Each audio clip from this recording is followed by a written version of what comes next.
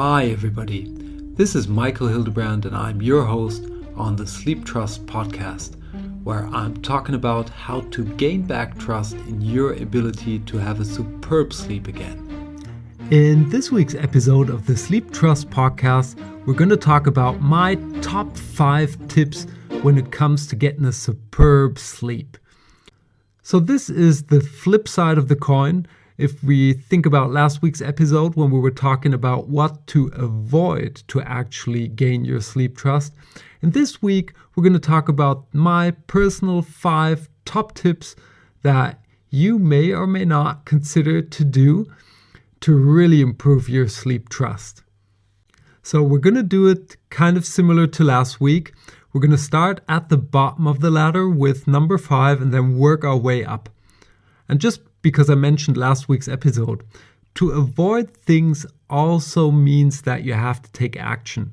So avoiding things is a change in habit, and to change habits, you have to replace them through something new. So either way, you have to take action. And a good way to get started is definitely to listen to the podcast about commitment I did a while ago. I'll link this into the show notes you will find at sleeptrust.eu. So if this is something that's in particular interesting for you, then have a look at that. It's definitely a good episode. You can transfer the information you get in there to any aspect of your life. And it may also be worth understanding habits better. So you may also want to check out the podcast episode I did a while ago about habits. I think those 2 podcast series are just a good pack to get started if you want to implement any kind of change. But now let's get started with our sleep tips. So let's get started with number 5 of my personal sleep tips. And the number 5 is actually getting the right amount of sleep. And saying that, I mean it a little bit broader. So you want to really know how much sleep you need to be able to peak perform the next day. And this does not only include sleeping enough, but also not sleeping too much. Because either way, you're not going to feel super refreshed and motivated the next day. It is also important to understand which sleep type you are. So you want to know if you're somebody who should go to bed early because you're an early riser, getting up early, or if you're kind of an owl, like I personally am, so getting to bed later hours, being creative at night. So you want to understand how you work. And then the last point about getting the right amount of sleep is to get into a regular schedule that also includes your weekend. If you bounce around too much with your hours, you're more likely to not get the quality sleep or even get a sleep disorder. So these are the 3 points that I address with getting the right amount of sleep. Tip number 4 is to really take care of your nutrition. If we don't take care that we get the right nutrients into our bodies, they will simply not work properly. And this will result in us not feeling good and maybe even getting sick, and we can also run into sleep disorders. So if we think about this simple process of melatonin production, which is kind of the sleep hormone, it goes from tryptophan that we can eat. You find it in bananas and other food. That gets converted into serotonin, which makes us feel happy. And eventually, out of serotonin, melatonin gets produced. So this is kind of the order of things, but there are many, many other things around that have to be in place, nutrients that have to be there to let this simple, straightforward process work. And science is not aware of everything that's going on in our bodies, but what we can generally say is that putting down our sugar consumptions, our carbs, that is generally a good thing to do, and replacing this through veggies, fruits, and also meat, if you're not a vegetarian, of course. And that's kind of the straightforward way to go to get those nutrients into our body that we really need. We need magnesium, we need calcium, we need vitamins, many vitamins, we need proteins. So we need all of this for us to feel good, to be able to feel good over the course of the day and to have a superb sleep. So if you're not feeling good at the moment, if you are having problems falling asleep and you can't relate it to stuff that's going on in the outside, you might really want to have a detailed look at this. Maybe consider going to a doctor, letting him make a blood count, walk you through the values of your blood, and let him tell you what is okay and what might be not okay. He'll be able to recommend certain supplements for you to take. He'll certainly assist you setting up a healthy diet, and that way you will not only feel better, but you'll live a healthier life. And we'll come to the top 3 of the sleep tips now. Number 3 is to have a cozy bedroom. So when you enter your bedroom, you should truly feel good. You should feel safe, good, comfy, cozy. Look around, test it, and if not, start to write down what you don't like and change it. There is a cheat sheet on sleeptrust.eu. I'll link it up to the show notes that will help you to walk through a bedroom assessment.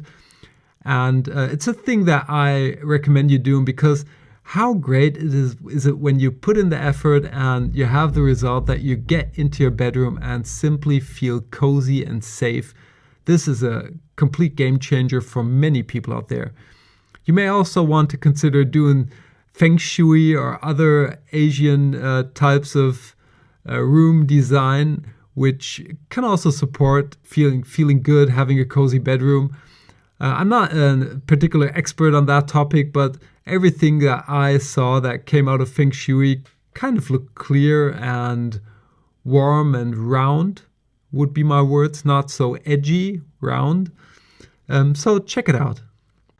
Tip number 2 is to put a notebook and a pen right beside your bed.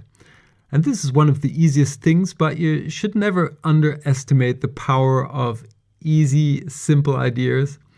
So what you use this notebook for is basically if you have this super great idea and you're afraid you're going to forget it till the next day, or you have things running through your mind that you have to do the next day and you're afraid you're going to forget it or get mixed up, then you simply take your notebook, write that down, and that way you can get it out of your head and you're going to pick up the notebook the next morning and you know it's there.